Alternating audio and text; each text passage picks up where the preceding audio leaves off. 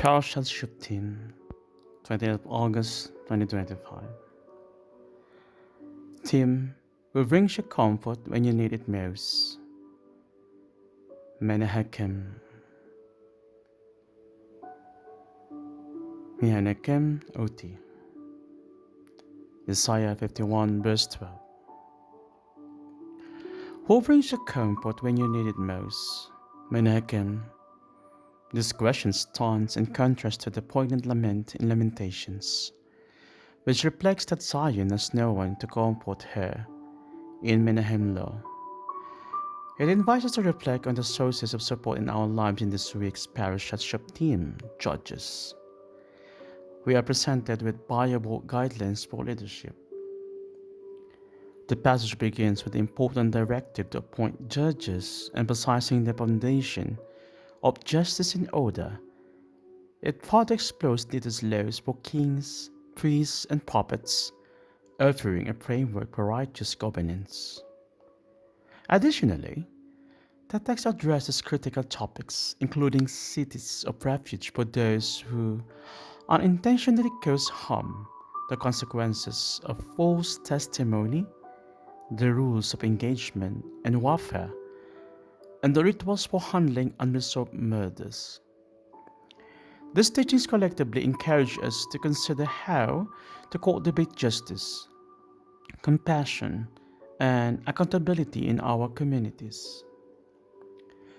This Haftarah begins with God offering comfort to Zion and the nation, emphasizing the need for judges to oversee the people's lives. The command specifies that judges must be present at every gate, reminding us to be vigilant about what we allow into our bodies, guard our ears from gossip, protect our mouths from falsehoods, and shield our eyes from distractions. Judges play a crucial role in establishing a framework for legislation in Judaism. They must uphold the law and model appropriate behavior, as their influence can greatly influence others. While many assert they are their own judges today, we must question if we can truly guard our gates and be good examples as followers of the Eternal. Listening to Torah is vital to the covenantal life expected of Israel, and leaders must demonstrate their commitment by first obeying it. God reassures the people, I am he who comforts you. Zion is urged to rouse from sorrow and to awake to her new splendor. Lastly, the exiles are called to turn away from Babylon and return to their homeland. In Deuteronomy 18 verse 5, we see the significant role of judges in spiritual leadership. Prophets must show unwavering devotion for Adonai, while judges are responsible for delivering justice fairly without favoritism or bribery. God's own words are I am, he introduced.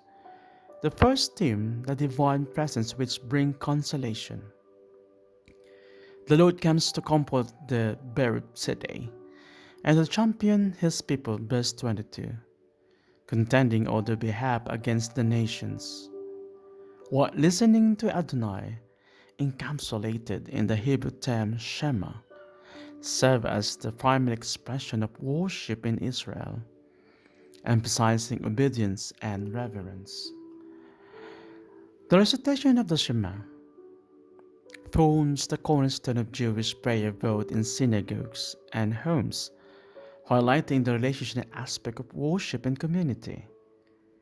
The divine presence is reality, returning to Zion as king, while our Sidra, the Pentateuch, identifies idolatry as abomination to Adonai. It does not condemn the religious practices of others. Instead, it encourages the Israelites to remain focused on the unique relationship with the Lord. Being a part of Israel means being set apart, as reflected in the Hebrew term kadosh or kodesh, holiness. reminding us of the special covenantal identity that unites the community. Closely related to worship and holiness is the profound commitment to justice. Justice essential to living in accordance with the covenant and fulfilling our responsibilities to our neighbors and environment.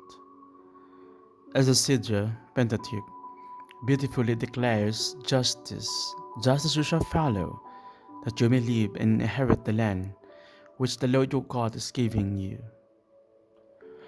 The repetition of justice, tzedek, highlights the paramount duty of ensuring fair and impartial justice for all. The king and the judges carry the sacred responsibility of administering justice for the people, focusing solemnly on carrying out the will of Adonai as revealed in the Torah. These repetitions intensify the divine commands and spotlight the Haftarah's three themes of divine presence, national transformation, and return from exile. God, as a fulfiller of promises, strikingly declares, I, the one who promised, am now at hand, Hanini. The second recurring theme is national transformation, presented through exhortation and contrast. Parashat Shoftim inspire us to embrace teshuvah, repentance, mercy, and forgiveness, a powerful opportunity for reflection and renewal. This journey toward goodness is deeply connected to our sincere commitment to evolve. True remorse calls us to grow and dedicate ourselves to a better way of life, for mere regret without action is an empty gesture. The third major theme is to return from exile. The people are encouraged to view their liberation in historical terms, fostering trust that new events will mirror past glories. Let's take a moment to reflect on the relationship between the Haftarah in our calendar. Just a little over 5 weeks ago, we mourned the destruction of Zion during the Shabbat. In the poignant time, we read from the book of Lamentations, where the voice of Sarah resonates, far from me is any comforter who might revive my spirit, my children and fallen, for the foe has prevailed. Yet amid of deep feelings of absence and loss, there came a message of hope from a later prophet in exile. I am, who comforts you. This powerful declaration ushers in a time of joy and redemption, offering a sense of encouragement that still touches our hearts today. I often reflect on the wise words of Plato. The work of justice is peace in harmonious living. This beautiful expression resonates with our shared desire to uplift one another.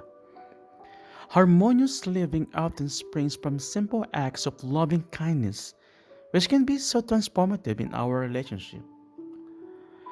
God sees us through a lens of justice, yet reminds us to infuse His judgment with mercy and compassion. This compassion extends to everyone we encounter the rich, the poor, and the vulnerable.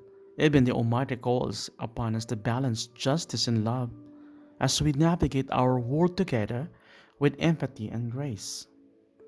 In our pursuit of social and international justice, we are reminded to honor every individual and community, acknowledging their inherent dignity. The vision of the United Nations established on June 26, 1945, beautifully aligns with what Prophet Isaiah communicated over 2,700 to 2,800 years ago, from approximately 740 BCE to 701 BCE. That fair administration of justice is crucial for Israel's existence as a nation. It's a reminder that judges should be competent and impartial, chosen for their abilities rather than their social or familiar connection. Our Jewish law, known as halakha, meaning the way to go, or to live and behave, gently guides us in fulfilling God's will. God longs for us to appreciate the gift of being created in His own image and cultivate gratitude for all that He provides. This love extends to how to treat one another, especially our parents, as we strive to create a more compassionate, just world together. As Rosh Hashanah approaches, may we find freedom from past burdens and embrace the hope For a bright future, let us prepare our hearts for the blessing of the last season, welcoming the promise of abundance and fulfillment that lies ahead. Reflection discussion. Have I been too hard on myself? As I reflect on my regrets, I find myself questioning whether my commitment to change is truly heartfelt or just for show. Without a real dedication to change, don't you think that we world depends on the Torah, worship and kindness towards one another?